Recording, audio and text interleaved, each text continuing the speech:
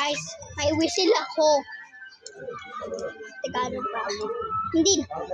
Tagalog ako kasi hindi ako English. Ang kingoy. Gagi.